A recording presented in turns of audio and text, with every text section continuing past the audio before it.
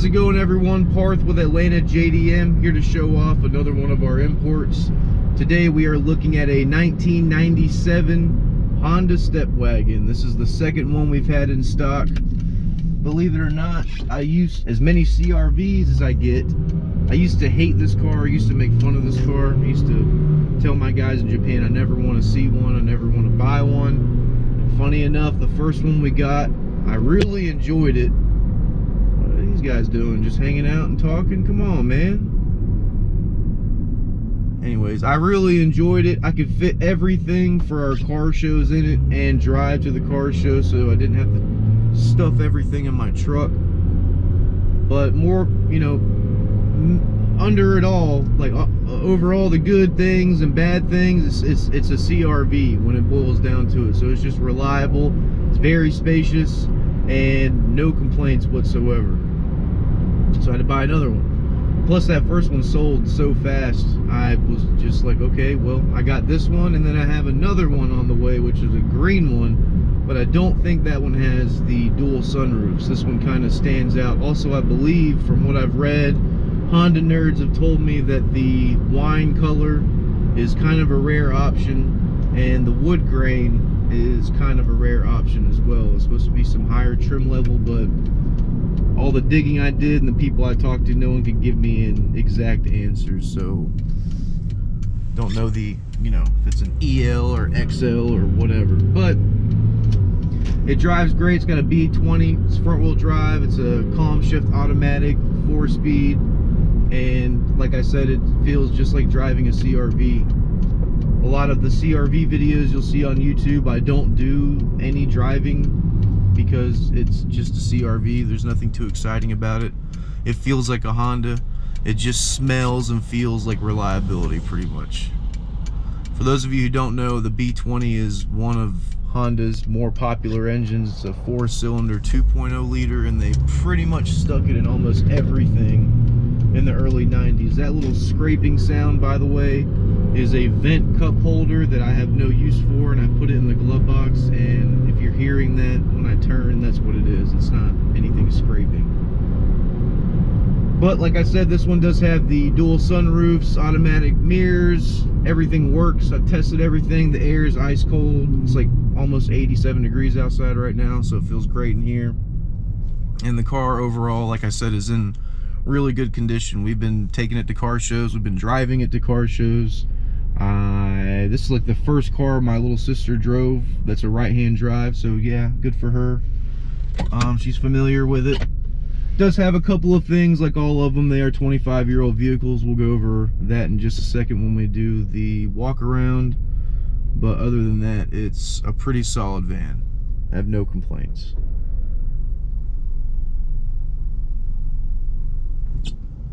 Little higher mileage than we like to usually get from Japan, but for anyone in America, this like just breaking in a Honda, you know, right at a little over 100,000 miles, like right at 110. We'll go over it exactly in a second, but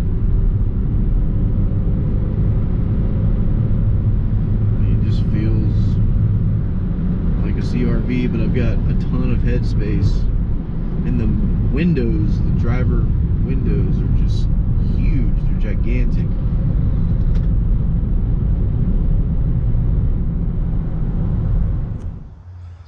Alright, we'll start by doing a quick little lap, and we'll go over all the cosmetics. Again, very minor cosmetics. You have to remember, in Japan, they just do a single stage of paint. So you'll see even cars I bring in, a ton of cars will have paint fade. It's just common. It's hot over there. Not room for garages like here in the US. A lot of those cars just bake in the sun. This one, again, hasn't had any of those issues, but it does have some paint chipping, scratches, stuff like that. Again, 25-year-old car. No clear coat though, so I mean, it's just a single stage, that's it. So that's why sometimes they need paint corrections. Sometimes when it's stuff like this, it's like, is it even worth it? And, you know, if I did have a customer who did want me to do it, then, you know, we would figure that out when they come to get the car or test drive it.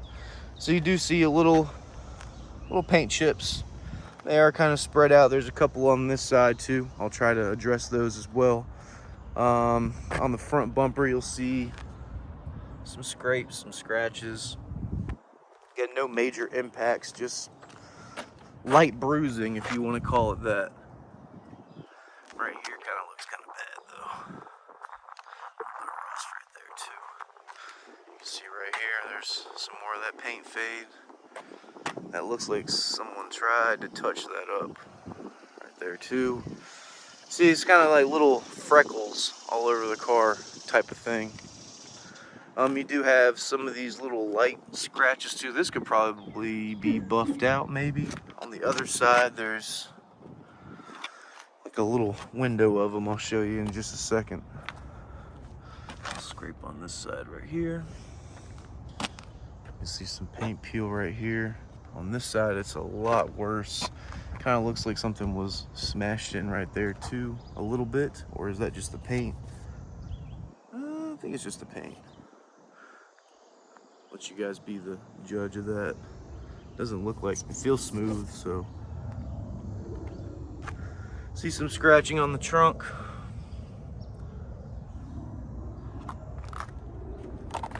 And this is what I was talking about with that little area of scratches if it's picking it up. It's kind of sunny out here. Little scratches all out right here too. You got one dinger right here if it's picking it up. Little paint freckle again. And cosmetically, that's pretty much it. Try to show you the top.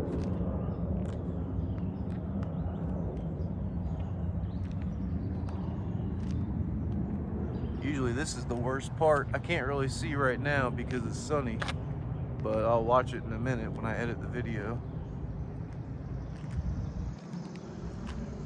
And notice there's only one door. It's on this side, passenger side. The only other cosmetic thing is going to be the inside. You can see it looks great. I mean, everything is awesome on the inside. But you do have some stains right here, right here, right here. You got some stains where the cup holder is. I'm assuming they were hauling something. I haven't tried to shampoo this. I'm gonna be transparent with y'all. I'm not sure if it will come out. I'm not saying it won't, but I just haven't tried it. And I feel like, I'm assuming someone in Japan has tried it because the rest of the interior looks immaculate. Like it's been cleaned several times before, but I don't know if, I'm sure with the right tools and stuff, chemicals, you can probably get that stuff out. It does have some of that in the trunk as well. It was like mud or something, I don't know. Let's see right here. But other than that, the interior looks great. There's no rips, there's no tears, there's no cracks in the dash. Headliner's in fairly good condition. No like major stains up there, no rips. It's not drooping anywhere. But I mean, just the condition and just some of the stuff that this van comes with. So how I do, or how I get all the car show stuff in, is I'll fold these seats forward. Again, the instructions are in the back. And then I'll take these two headrests off, put them under the seat, and then fold these seats back. So it's just a giant laying bed in the back. And then I'll put 2 boxes of shirts, another box of shirts, my tent right here, the clothes racks right here, multiple boxes of merchandise here. It all fits in here. And you can, you know, I mean, take these seats out. Like, I've been strongly even considering buying a Stepwagon and just keeping it as kind of like the company hauler, because you got all this space, you can take all this stuff in, it looks cool, and it's just got all types of cool like little amenities. I'm sure you'll already notice the rear air, big old sunroof 1, sunroof number 2, and just the amount of space in here. Let's go ahead and look at the front. Automatic door, or automatic locking door. Sorry, your OG first gen backup camera. giant smoke rain guards, super JDM. So up here you've got, first of all, your automatic controls. You've got automatic sunroof, mirrors, windows. The backs do not roll down, unfortunately. They pop out, so sorry. Like I was talking about that wood grain. Here we go right here. Original radio, little secret cubby. Ice cold air conditioning. I think this is the pole for the sonar detection. Have not tested that out.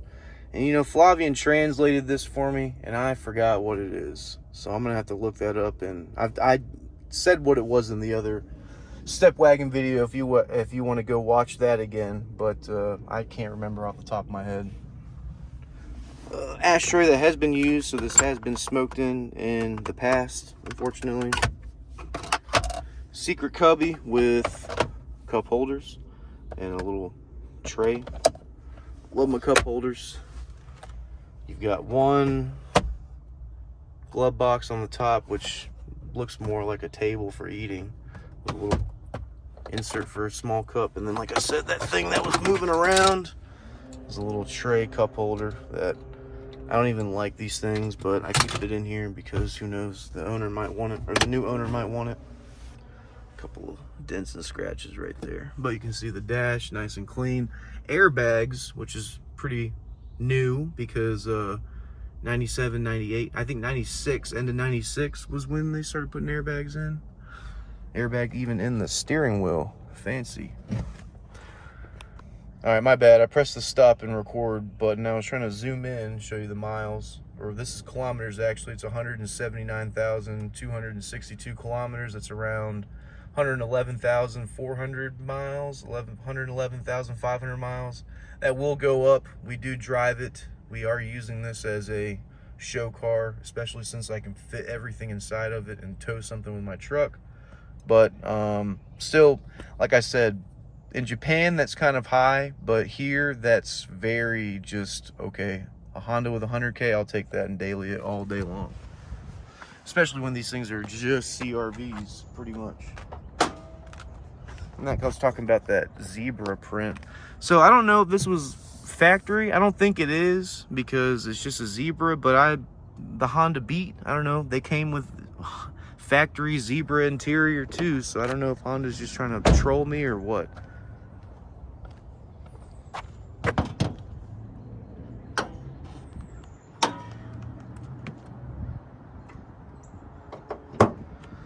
Alright, the pinnacle of Honda engineering.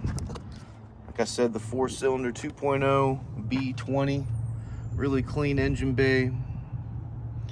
Like I said, our guys do a routine service over there in Japan. Anything extra they see, they will do. This one didn't need anything extra. It was just fine.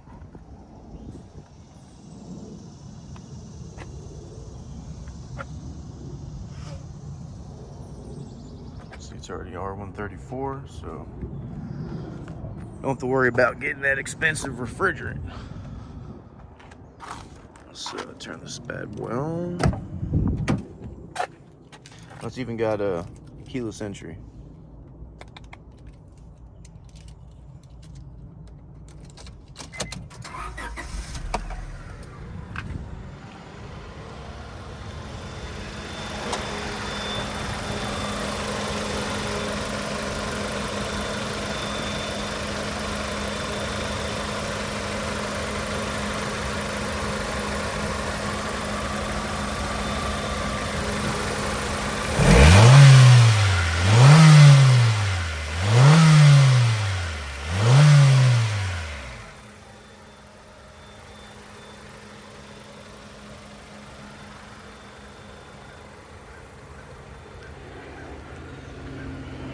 But that's gonna be it. Sorry, can't talk today. And the plane just threw me off. That's gonna be it for this one. If you have any questions, feel free to reach out, and we will see you guys on the next one. Thank you.